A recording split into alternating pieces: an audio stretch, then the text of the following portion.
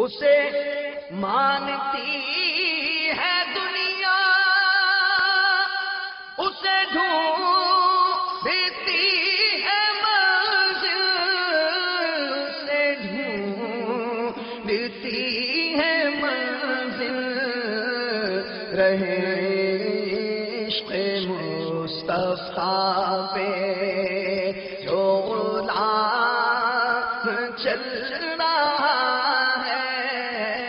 اعلیٰ حضرت امام اہل سنت امام احمد رضا خان علیہ رحمت الرحمن جو میلاد شریف منانے والوں کے امام ہیں، تو اس حوالے سے ایک بات یہ عوام میں کرتے ہیں کہ اعلیٰ حضرت نے اپنے رسالے کے اندر نطق الہلال جو فتاوی رضویہ کی 26ویں جلد کے اندر ہے، اس میں نبی کریم صلی اللہ علیہ وسلم کی ولادت کا دن جو تاریخ ہے وہ 8 تاریخ ذکر کی ہے، تو اور جو نبی کریم صلی اللہ علیہ وسلم کے دنیا سے پردہ فرمانے کی تاریخ ہے وہ 12 ذکر کی ہے۔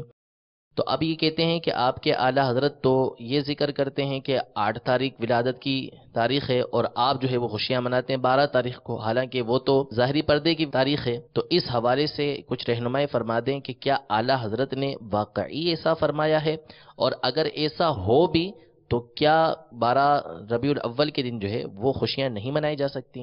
چلو اعلیٰ حضرت کو اس حوالے سے مان لیا نا کہ 8 تاریخ کو بتاتے ہوں، تو اس کو چاہیے کہ وہ 8 تاریخ کو جشن ولادت منائے۔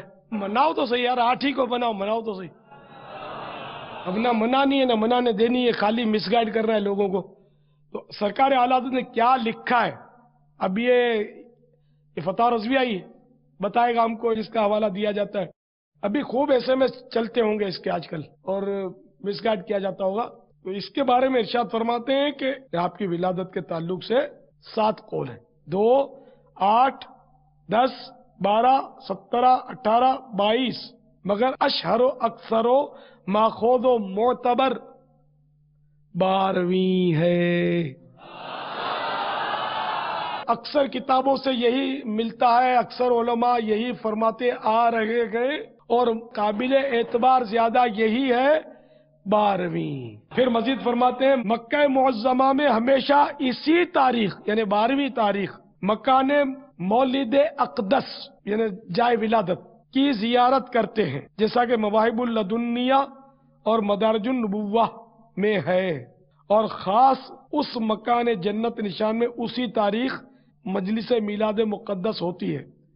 تو اعلیٰ حضرت کے دور میں وہاں ہوتی ہوگی نا، جب ہی لکھا ہے انہوں نے کہ جائے ولادت پر 12 تاریخ کو جشن ولادت منایا جاتا ہے۔ مزید فرماتے ہیں علامہ قسطلانی، فاضل زرقانی قدس سرہ النورانی، انہیں دونوں بزرگوں کا حوالہ دے رہے۔ مشہور یہ ہے کہ حضور انور صلی اللہ تعالی علیہ وآلہ وسلم 12 ربیع الاول بروز پیر پیدا ہوئے۔ ابھی اعلیٰ حضرت کے نزدیک 8 ہے، یہ جو کہتا ہے وہ اپنا حکم تلاش کر لے خیانت ہے یا نہیں ہے۔ تو اس طرح کو اگر چاہتا ہے کہ جشن ولادت کے ڈنکے مدھم پڑ جائیں گے تو ایسا نہیں ہے۔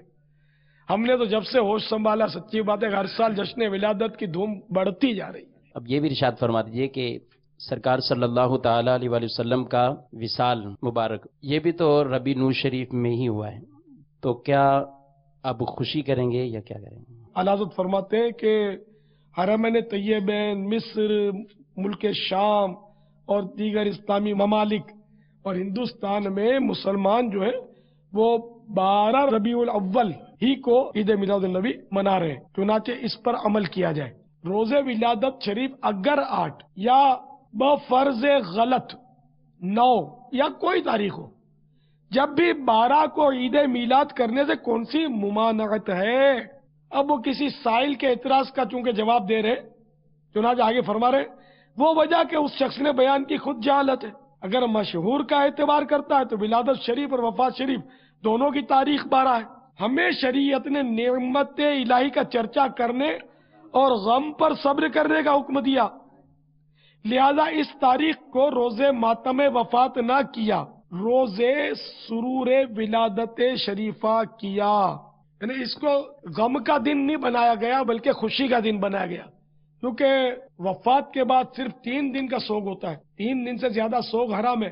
ہاں بیوی جو ہے وہ شوہر کے لیے 4 مہینے 10 دن سوگ کرے گی، باقی تو 3 دن کا سوگ ہے، 3 دن سے سوگ منانا حرام۔ تو تو اب اگر کوئی 12 ربیع النور کی وفات کی تاریخ کو غم منا اس وجہ سے تو وہ تو گناہگار ہوگا.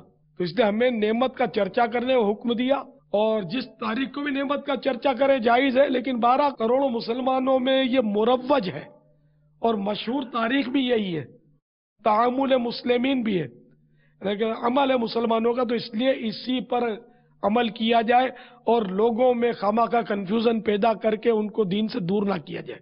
واللہ تعالی اعلم ورسول اعلم عز وجل وصلی اللہ تعالی علیہ وآلہ وسلم. اسے مانتی ہے دنیا،